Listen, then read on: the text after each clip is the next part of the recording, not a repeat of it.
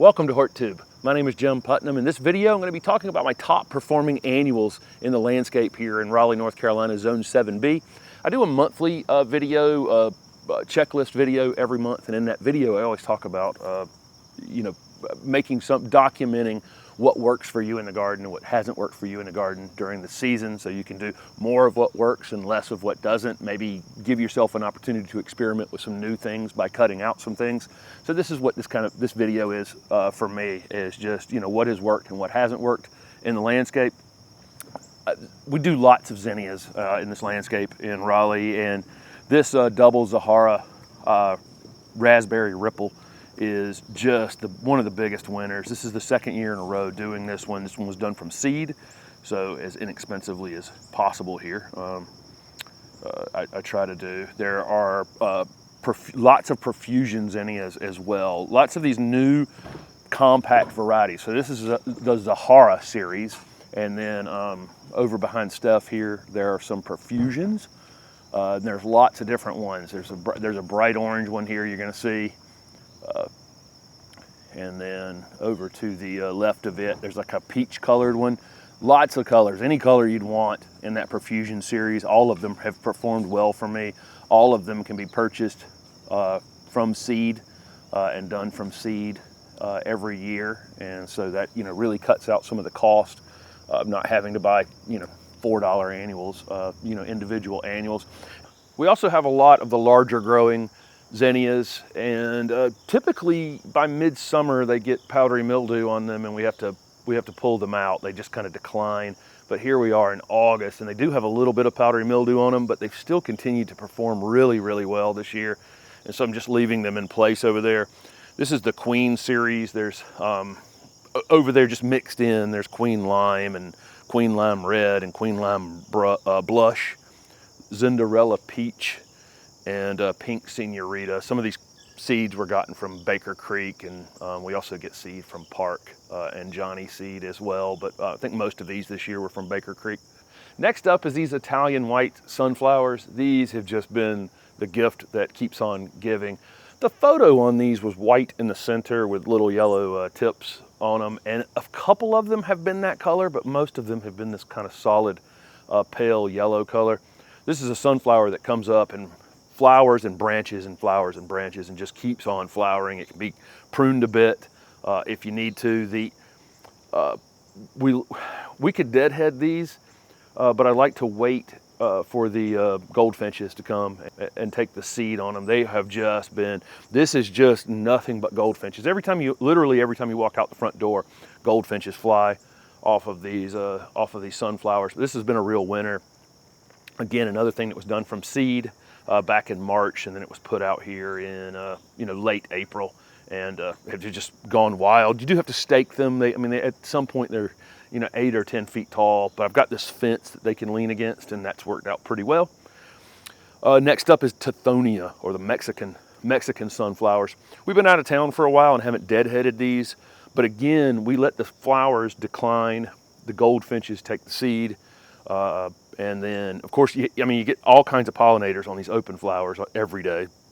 Then the seed is taken by the goldfinches, and then once they've really, gone past their usefulness, they're deadheaded. But we haven't been here for a week or two, so they do need to be cleaned up a bit. But this is a big time performer. Generally blooms a little later in the landscape than some of your other flowering annuals. So midsummer, right through fall.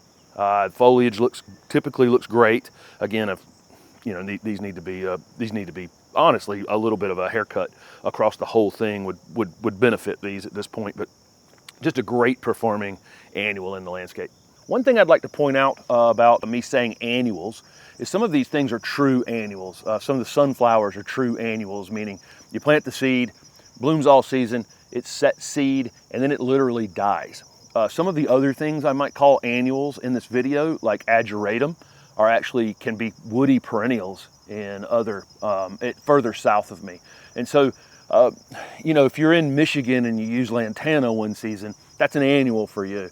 But in Florida, it's definitely a perennial. And here in North Carolina, some are and some aren't. So some person's annual is another person's perennial sometimes. Then there are true annuals. that are annual no matter where.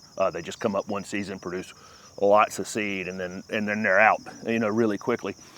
This Blue Horizons Ageratum is something we've used out here for 2 seasons. Super, super colorful. Really has been sun tolerant, shade tolerant, pruning tolerant. Just is amazing in that regard. Pollinators love it. We're actually going to do Blue Horizon again next year, and we're trying a couple other varieties out here as well. That soft blue, that pale, lavender, whatever you want to call it, color is just fantastic in these little edge displays that we do out here in the garden. Next up is one of my absolute favorites, which is this African basil. It is not the showiest thing in the garden, and this is another one that's definitely a perennial further south, and it doesn't produce viable seed, and so this one you have to buy as a plant. So most of these things I try to do from seed. This particular one, this is an interspecies hybrid basil, and so it doesn't produce viable seed. And because it doesn't produce viable seed, it flowers like mad all summer long. It just keeps flowering, keeps flowering, keeps flowering, and the pollinators absolutely love it. This is the one plant that is probably, second most reliable. I'll show you the top performing annual in the landscape, but this is definitely going to be a close second. Again, it's not the showiest thing. I'm not planting it because it's super showy to me. I'm planting it because it's literally covered in bees every afternoon, and it smells like basil. It has all the foliage is similar to basil. This one again is done for the pollinators. Next up on this year's winners is the Vinca, and this has been just a fantastic annual Vinca year. These have just gone absolutely wild. I've had to cut them away from perennials and other annuals out here in the landscape. These are such improved varieties. This is the Titan series here, and it's a mixture of 3 different ones. And I have to say that, in the past, I've kind of shied away from some Vincas for wilt problems, where they would come up and look pretty good for a little while, and then they would get issues with root rot issues. And these are just, the last couple of years we've used these, and they go absolutely wild. And again, I have to rescue other plants from these. I've never seen, never had Vinca grow like this, for all season. The other series that's really terrific is the Sunstorm series, and I've got the Sunstorm apricot up by the doorway near the entrance to the house, and again, it's out over the sidewalk as well, just like these are.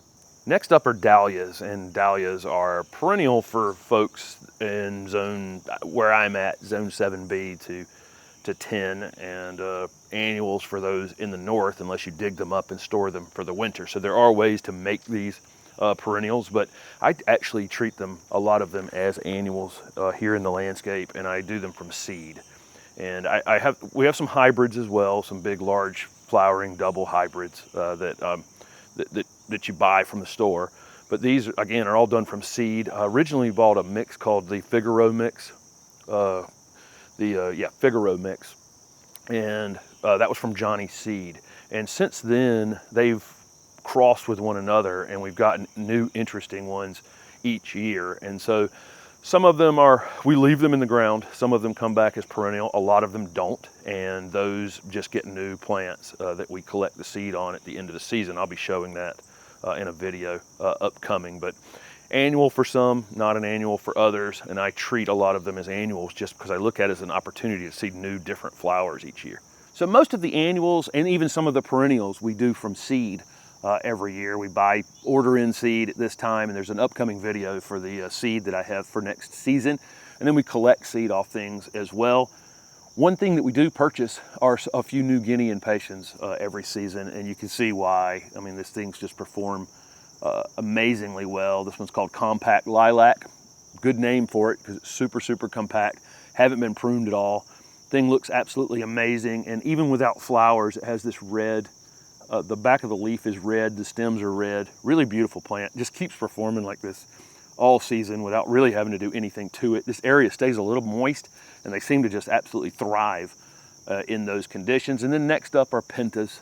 I've got several different penta varieties, and they've been pruned a couple times during the season. They just grow like crazy.